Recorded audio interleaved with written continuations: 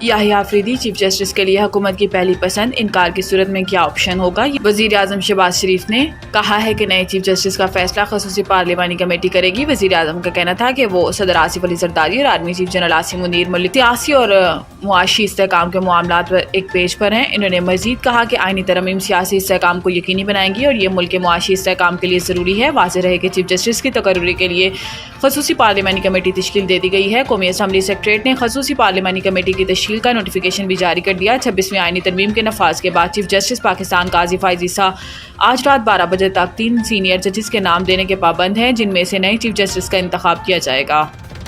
P T I کا خصوصی پارلیمانی کمیٹی کے اجلاس سے الگ رہنے کا فیصلہ۔ پی ٹی آئی کی جانب سے رات گئے جاری کیے گئے اعلامیے میں کہا گیا ہے کہ تحریک انصاف کی سیاسی کمیٹی کے اہم اجلاس میں ججز کی تقرری کے لیے بنائی گئی خصوصی پارلیمانی کمیٹی کے اجلاس سے الگ رہنے کا فیصلہ کیا گیا ہے۔ اعلامیے میں کہا گیا ہے کہ اجلاس میں 26ویں آئینی ترمیم کے حق میں ووٹ دینے والوں کے خلاف کارروائی کی بھی منظوری دیتے ہوئے ووٹ دینے والے اراکین کی بنیادی پارٹی رکنیت منسوخ کرنے اور تعدیبی کارروائی پر بھی اتفاق کیا گیا ہے۔ پی ٹی آئی کی جانب سے جاری اعلامیے کے مطابق پارٹی سے روابط منقطع کرنے والے دیگر اراکین کو شوکاز نوٹسز کے اجراء کی بھی منظوری دی گئی ہے۔ پی ٹی آئی کی سیاسی کمیٹی کی جانب سے اراکین پارلیمان سے حکومتی حلقوں سے روابط قائم کرنے پر اپنی پوزیشن واضح کرنے کا کہا جائے گا اور ان اراکین کی جوابات کی روشنی میں ان کے مستقبل کا تعین کیا جائے گا۔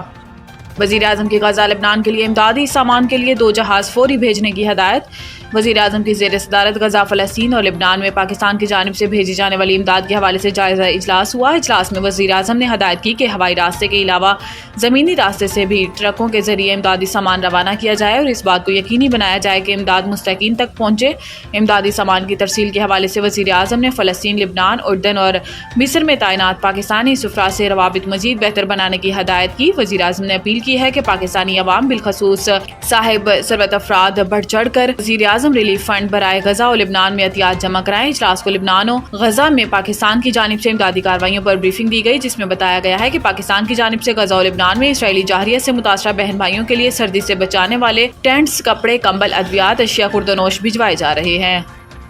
توشہ خانہ کیس، ایف آئی اے کی بشریٰ بی بی کی درخواست ضمانت کی مخالفت۔ ہائی کورٹ میں بشریٰ بی بی کی توشہ خانہ کیس میں ضمانت کی درخواست پر سماعت ہوئی۔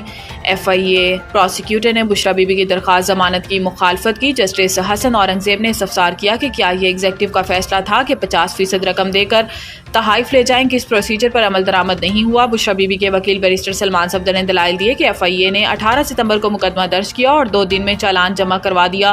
حیران کن طور پر ایف آئی اے نے محض 2 دن میں تمام کارروائی مکمل کر لی۔ سلمان صفدر نے کہا کہ رولز میں تو قیمت کا تعین کرنے والے پرائیویٹ شخص کا کوئی ذکر نہیں۔ رولز کے مطابق 30,000 روپے تک کا تحفہ بغیر ادائیگی حاصل کیا جا سکتا ہے۔ 30,000 سے زائد کے تحفے کو 50% رقم دے کر حاصل کیا جا سکتا ہے۔ 3 سال 3 ماہ کی تاخیر سے یہ مقدمہ بنایا گیا۔ 31 جنوری 2024 کو نیب کے دوسرے ریفرنس میں بشریٰ بی بی کو سزا دی گئی۔ 3 سال میں گرفتار کیا نہ ہی بشریٰ بی بی کے خلاف کوئی کرمنل کیس بنایا گیا۔ واضح ہے کہ اسپیشل جج سینٹرل نے بشریٰ بی بی درخواست ضمانت مسترد کر دی تھی۔